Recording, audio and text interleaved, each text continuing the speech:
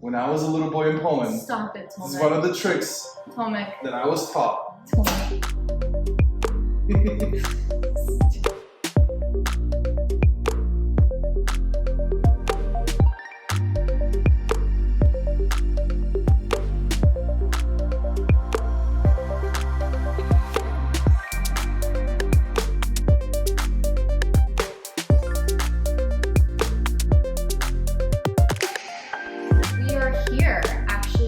Talking about our own home, one that we recently purchased, and we're living in my parents' pied-à-terre at the moment, while we wait for approvals to start construction. And so we're taking on this project and this whole process as if we're the clients, because we are, but we're usually doing this for our clients. And so usually right after clients purchase a place, they hire a design team, 3F Living, and Smart choice. And the first thing that we do is that the architect goes and has a site survey.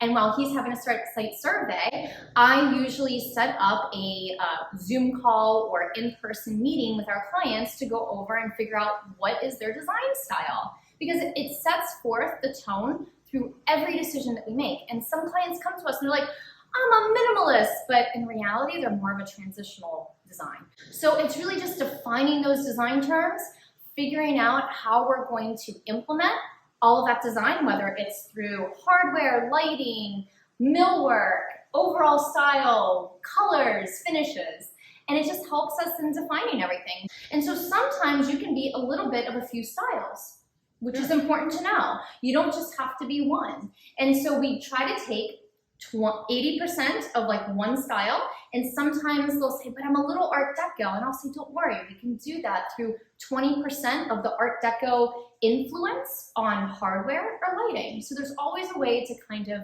meet in the middle and figure it out. What is your design style? So just ones that we talk to clients about a lot. It starts with minimalism. Okay. Minimalism is like less is more kind of vibe to it. A lot of times you'll see more of the forms, like it has more of a form, a curve to it. You do have clean lines, but the lines are not super straight. It's more of a curve within the space, reflecting more of like an organic feel to it, but also using very kind of neutral tones, keeping a space kind of organized, a place for everything, right? Then we go on to Farmhouse. So Farmhouse has a lot of, you'll see everything from white oak floors to walnut floors, and you'll see a lot of kind of industrial moments, usually with like wrought iron or black and steel, whether it's reflective in like the hardware. There's always a shaker style, and usually it's more of that thicker shaker style, not the thinner, more modern ones. Seems like a very inviting kind of a style, I guess. So then we go into transitional, which I feel like everybody kind of gravitates to, because transitional design is really a mix of clean lines, modern elements. The space usually feels very elegant at the end of the day. It does have a lot of moldings typically, but they're not overly done. Sometimes you'll see more of a transitional space that would have moldings, but it would have like the same color, would be painted from the base molding to the wall, to the crown molding, to the ceiling. Like it would all be very tonal to allow the collector to really display certain parts of what they like. On Scandinavian, you hit that line where it looks a little cheap, but sometimes you really embellish it with like the simplicity of it and like a lot of piney and like just like the colors. whites and the white oak, but doing it right in having like white oak floors but in like a chevron pattern with like concrete, but you're doing it in like more of a terrazzo way. So you're elevating those raw materials, which is a huge part of Scandinavian design. And glam. Ooh, oh yeah, baby. That's dark. We got some glam. So it is a mix of like sleek, clean lines with intentional form in a modern space. You're going to see very luxurious stones. You always see that like gold Calcutta or like just like a very like luxurious looking stone within the kitchen. Really the pop, the accent is like the stone, the hardware, the light fixture. So you're like always and it's like, putting a jewel in. Yeah, like little jewels. Right. You're just like, next one, Art Deco Modern 2.0. You're seeing like those pieces of custom millwork that at the bottom they have like a half moon and a half moon and a half moon. Oh, I like and then they'll use like gold kind of hardware. Yeah, so like moments of that where you're using like these pops of color on the millwork, you know what I mean? Mm-hmm. And throwing in some like mid-century kind of, you know, motif mm-hmm. to it in terms of like a textile. And still keeping the space relatively clean, but it has a lot of earthy tones, orange, yellows, greens, sometimes even pink, you'll see it. It does have patterns. It's kind of Bauhausy. You know? It is. It's like geometrical. This is a very unique style, right? It's eclectic. This could be somewhere where they traveled and they really love this rug, right? They really love they wanted it to feel warm, you know, so they used a walnut, you know, kind of table in the middle, like almost like the hearth of the kitchen. So it's almost like a collector's It's a collector's like home. You Absolutely. basically you fill the space with your random little things that you like. That yes, you're things drawn you've collected, but you do it in an intentional way. Yeah. You know, but you're not afraid of color and you're not afraid of texture. Okay. Industrial is the black metal almost everywhere. Brick walls, concrete floors. You'll see sometimes a lot of reclaimed wood in it.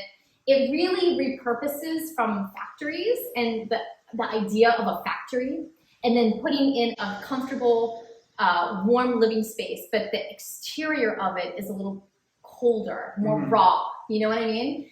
So the next style is classic. So a classic style. What is it? This is pre-war type stuff, right?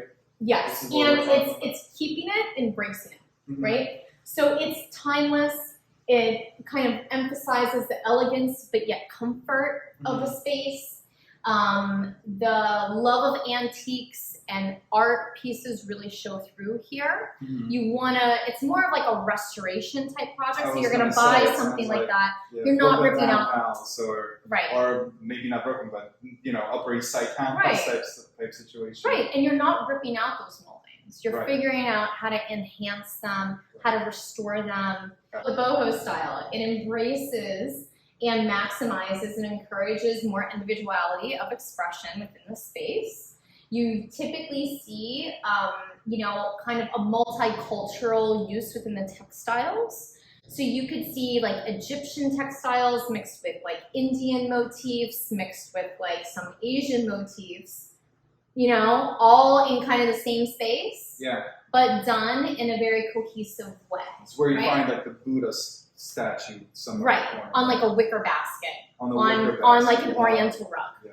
With like succulents everywhere. Buddha sounds cozy. So, next up.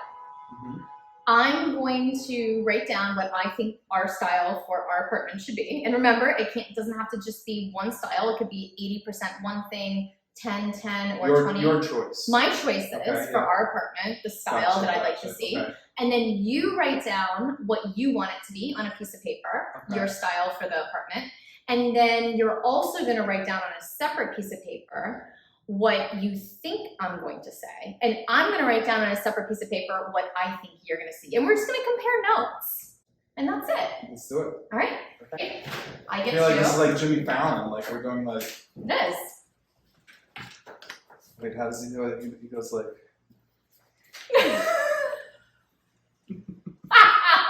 The thank you notes.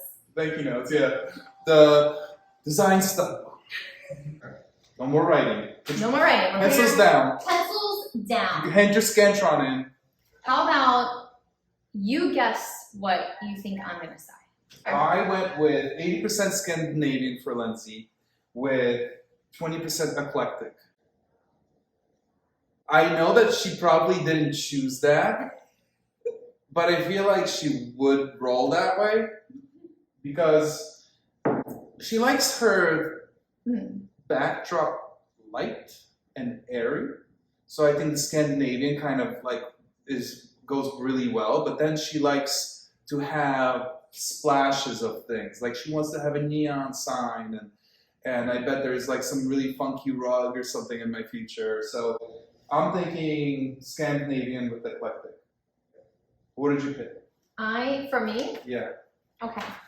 So I picked 80% Scandinavian, 10% Glam, Okay. and 10% Art Deco Modern 2.0. Art Deco. Modern You are thinking 2.0. old New York. Okay. I like it. So I'm thinking, like you said, the exterior, the materials that are basically installed everywhere, right? The stones, the tiles, the wood, light, white oak floors, maybe in a chevron pattern to just change it up I a like bit. the chevron. So I'm thinking Glam is with all of the kind of hardware with pops of glowing light. So like a glass box with like a glow in it with like, you know, some type of reflective kind of material or metal that would go along with that. Just like little glam here and there, right? Maybe the chandelier, maybe and things like that. And Art Deco Modern 2.0, I really like that for like a moment of when you come into our space, maybe like the design of the millwork there. Like I don't want to, I would love to see like a rose colored piece of millwork on the entry. I like the Art Deco. Okay. I think the Art Deco can be interpreted in different ways, but Yes. I do like Yes. what you showed me with that upside down curve. I thought was interesting. Like the what I half liked moon. about it was the curve was upside down. Typically Yes. you see it in the arches, and it's a very kind of Yeah. classical New York kind of a thing. But flipping it upside down just kind of confuses the senses, and I think it also is a little bit of a throwback. So I do like that. How about I do what I think you chose? Well, that's the game, Yes, right? Okay, yes, so let's do that. I thought that's what we were doing. Okay. I did 80% Scandinavian and 20% transitional. Ooh, interesting. Okay. Why did you think those? So Scandinavian, I think that you actually like the feel of those materials. I think you like the color, the feel, the calmness of a Scandinavian style. And I chose transitional because it has more classical elements, like 20% more classical curves or elements in moldings or in door styles or in things like that.